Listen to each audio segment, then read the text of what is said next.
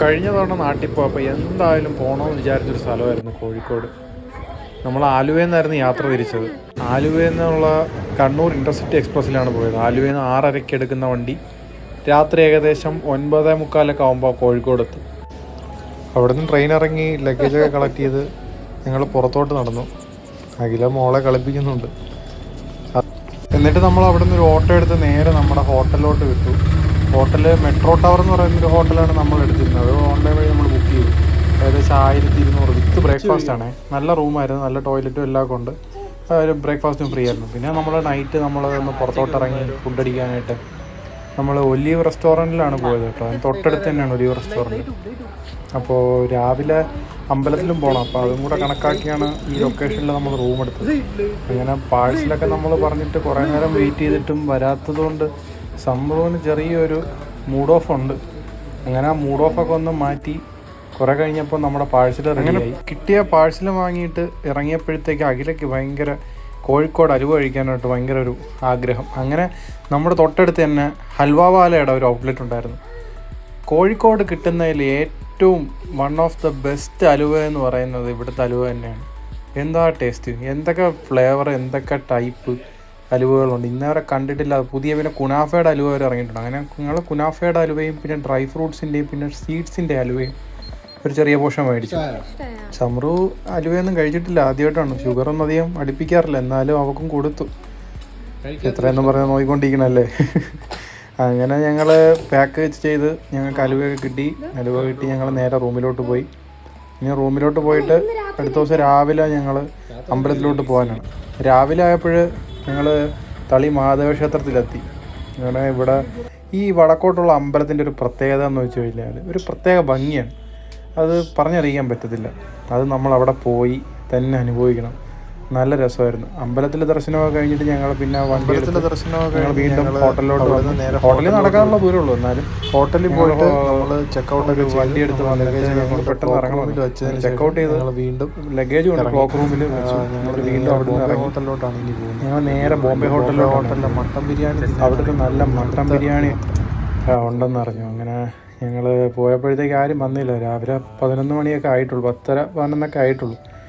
അപ്പോൾ സമറു നല്ല ഉറക്കമാണ്. അങ്ങനെ നമ്മൾ ഓർഡർ ചെയ്ത മട്ടൻ ബിരിയാണി എത്തി. സത്യം പറഞ്ഞാൽ അവിടുത്തെ വെയിറ്റർ ചേട്ടൻ്റെ ഒരു സ്വഭാവം നല്ല നൈസ് ഒരു ചേട്ടനായിരുന്നു. ഞങ്ങൾ മട്ടൻ ബിരിയാണിയുടെ ഒരു പോർഷനേ വാങ്ങിയുള്ളൂ. ഞങ്ങൾ ഇത് കഴിഞ്ഞിട്ട് ഞങ്ങൾ കുറ്റിച്ചിറയിൽ മറ്റേ ബീഫ് ബിരിയാണി കഴിക്കണമല്ലോ.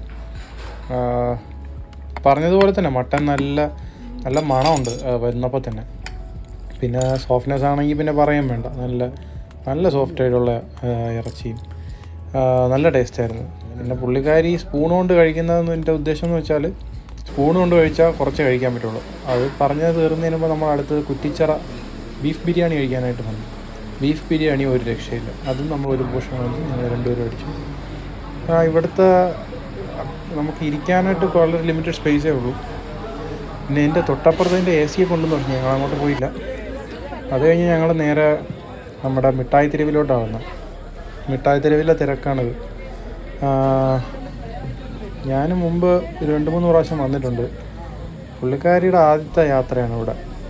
അപ്പോൾ ഇതിനു മുമ്പ് ഞാൻ പറഞ്ഞിട്ടുണ്ട് മിഠായി തെരുവിൽ ഒരുപാട് കളക്ഷൻസ് ഉണ്ട്, ഡ്രസ്സിൻ്റെ കളക്ഷൻസ്. അപ്പോഴൊന്നും വിശ്വസിച്ചില്ല. പക്ഷേ ഇപ്പോൾ ഇവിടെ വന്നപ്പോൾ ഫുള്ള് കൺഫ്യൂഷനാണ് ഏതെടുക്കണം. നമ്മുടെ CID മൂസയിലെ ബിന്ദു പണിക്കര കണക്ക് ഏതെടുക്കണം എന്നുള്ള ഒരു കൺഫ്യൂഷനാണ്. ഇതെടുത്താൽ അതെടുക്കണം, അതെടുത്താൽ ഇതെടുക്കണം, അങ്ങനെ എല്ലാം കൊണ്ട് ഇട്ടൊക്കെ കാണിക്കുന്നുണ്ട്. ഈ സമയം മോള് എൻ്റെ അടുത്ത് തന്നെ എടുക്കുന്നുണ്ട്. ചെറിയൊരു മഴയുണ്ട് പുറത്ത്. മിഠായി തെരുവിലെ തിരക്കൊക്കെ ഇങ്ങനെ വന്ന് തുടങ്ങുന്നേ ഉള്ളൂ, രാവിലെ ആയിട്ടുള്ളൂ. അപ്പോൾ ആളെണീറ്റ് പിന്നെ ഇനി പുള്ളിക്കാരിയെ നോക്കി നടക്കണം. ഇനി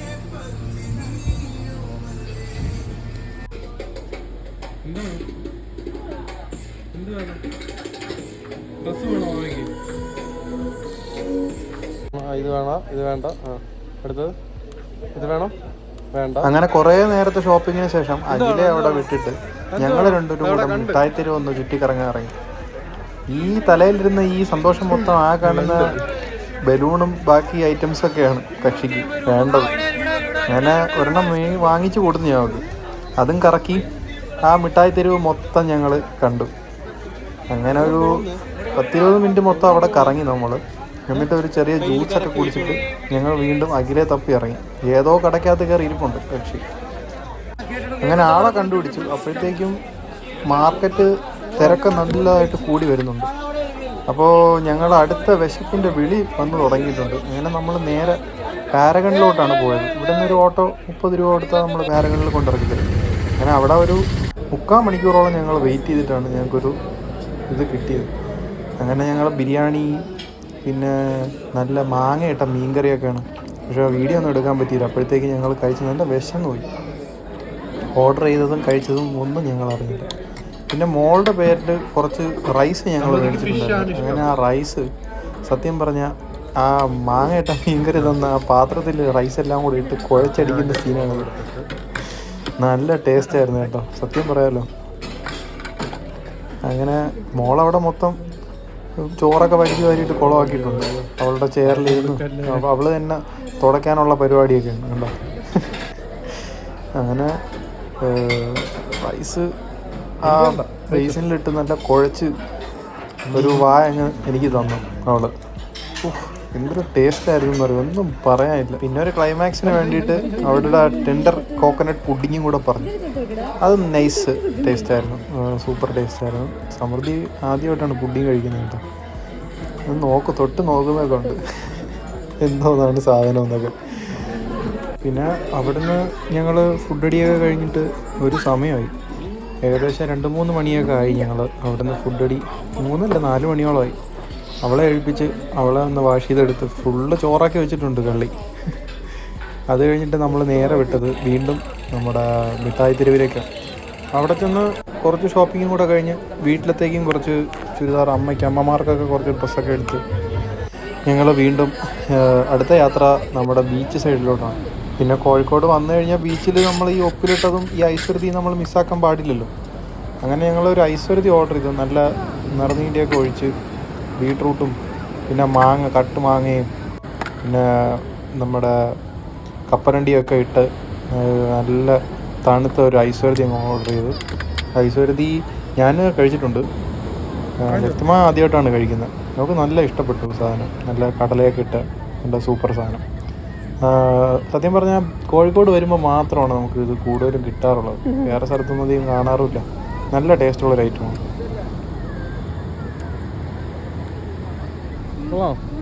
പിന്നെ എനിക്ക് ഒരു ചായ കുടിക്കാൻ തോന്നി. അപ്പോഴത്തേക്ക് അവിടെ നല്ല കക്ക നിറച്ചതൊക്കെ ഉണ്ട്. അങ്ങനെ ഒരു കക്ക നിറച്ചതും കഴിച്ച് ഞങ്ങൾ അവിടെ നിന്ന് ഒരു ചായയും കുടിച്ചിട്ട് നല്ല ഫ്രഷായിട്ട് പ്രിപ്പയർ ചെയ്തുകൊണ്ടിരിക്കണം. അപ്പം ഉണ്ടാക്കി നമുക്ക് തന്നുകൊണ്ടിരിക്കണം. അതുകൊണ്ട് നല്ല ചൂടാണ് ഐറ്റം, ഫ്രഷുമാണ്, വിശ്വസിച്ച് കഴിക്കാം. ഇവിടെ വേറൊരു പ്രശ്നമില്ല. അതാണ് കോഴിക്കോട് ഫുഡിൻ്റെ പ്രത്യേകത. നന്നായിട്ട് കഴിക്കാം നമുക്ക്. പിന്നെ കുറച്ച് നേരം നമ്മൾ അടുത്തുള്ള ഷാപ്പ് റെസ്റ്റോറൻറ്റിലോട്ടാണ് പോയത്. ഈ കാണുന്ന ഐറ്റം കഴിക്കാനാണ് അങ്ങോട്ട് പോയത് മെയിനായിട്ട്.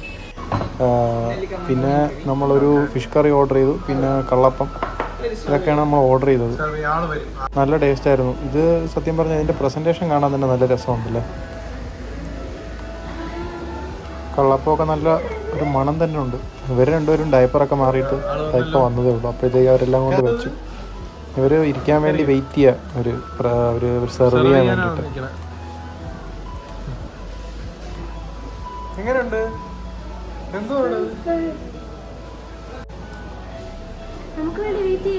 അങ്ങനെ ഓരോന്നായിട്ട് എടുത്ത് സെർവ് ചെയ്ത് തുടങ്ങി. ഈ സെർവ് ചെയ്തതിന് ശേഷം ഇതിൻ്റെ ഒരു ക്രീമുണ്ട്, ഒരു നമ്മളെ പച്ച ലൈസിൻ്റെ മറ്റേ നമ്മുടെ ഒരു സോർ ഗാർലിക് ടേസ്റ്റ് ഇല്ലേ, ആ ഒരു ക്രീമാണ്. കുറച്ച് ഗാർലിക്കും ഒക്കെ വെച്ചിട്ട്